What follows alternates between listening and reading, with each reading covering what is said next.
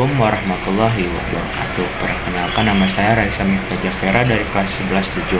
Saya ingin menjelaskan materi tentang dampak penjajahan bangsa Eropa di Indonesia.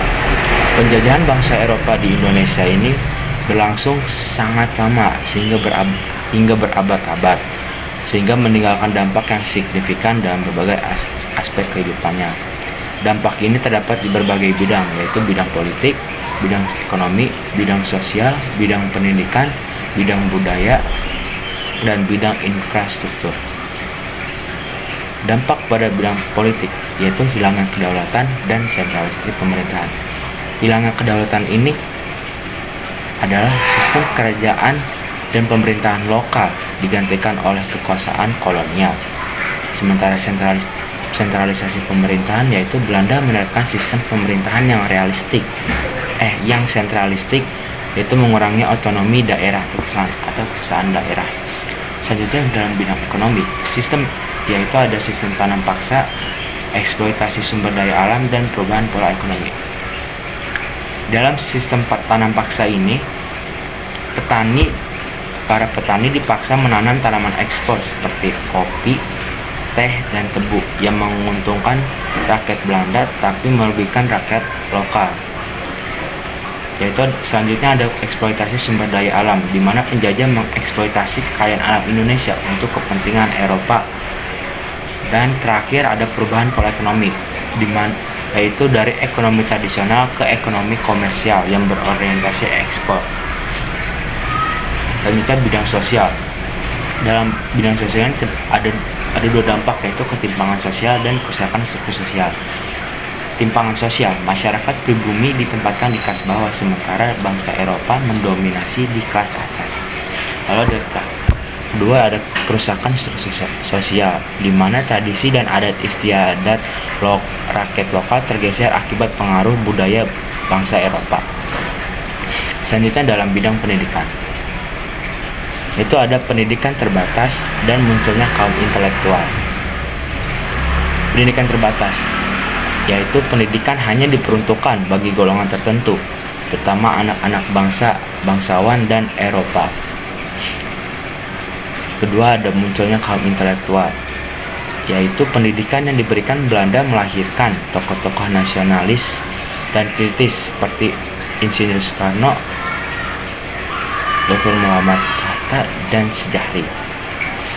Selanjutnya dalam bidang budaya, yaitu ada westernisasi dan kemunduran budaya lokal. Maksud dari westernisasi ini yaitu masuknya budaya barat mengubah pola hidup masyarakat seperti dalam berpakaian, bahasa, dan arsitektur. Lalu ada kemunduran budaya lokal, di mana tradisi lokal banyak tergeser karena dianggap kuno oleh para penjajah. Terakhir dalam bidang infrastruktur, pembangunan infrastruktur yaitu dibangunnya jalan raya, jalur kereta api, dan pelabuhan untuk kepentingan ekonomi kolonial.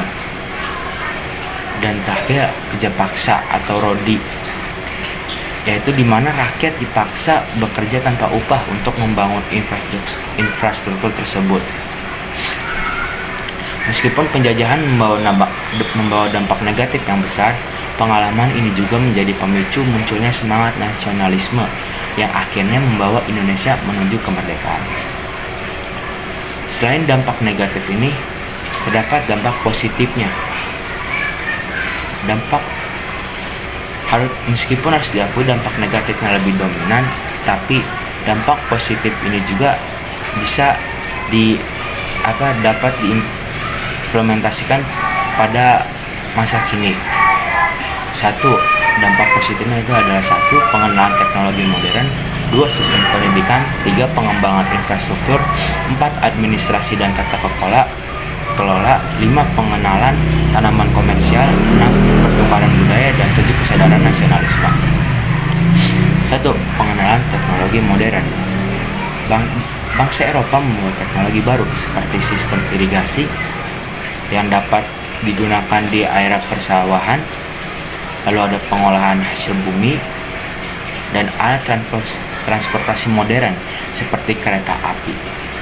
Infrastruktur ini masih masih digunakan hingga saat ini. Lalu kedua ada sistem pendidikan. Penjajah Eropa, terutama Belanda, mendirikan sekolah-sekolah seperti sekolah rakyat dan sekolah menengah. Sistem pendidikan ini menjadi awal dari pendidikan formal di Indonesia. 3. Pengembangan infrastruktur. Dalam pengembangan infrastruktur ini, jalan raya, jembatan, pelabuhan, dan jalur kereta api dibangun untuk mendukung aktivitas perekonomian kolonial. Infrastruktur ini kemudian menjadi dasar transportasi modern di Indonesia hingga saat ini.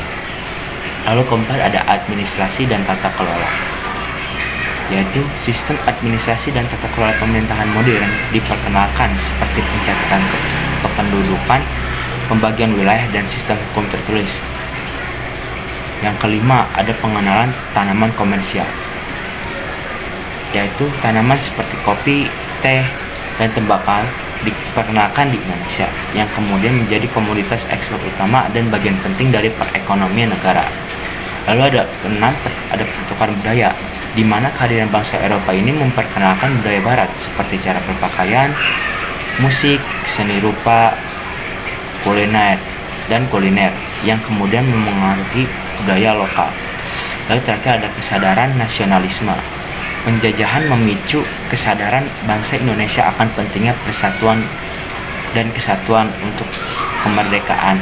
Hal ini memunculkan gerakan nasionalisme yang berujung pada kemerdekaan Indonesia. Meskipun begitu, dampak positif ini sering kali datang dengan konsekuensi yang besar bagi rakyat Indonesia, seperti eksploitasi yang berkelanjutan bagi sumber daya alam dan manusia. Sekian dari saya, kurang lebihnya mohon maaf. Wassalamualaikum warahmatullahi wabarakatuh.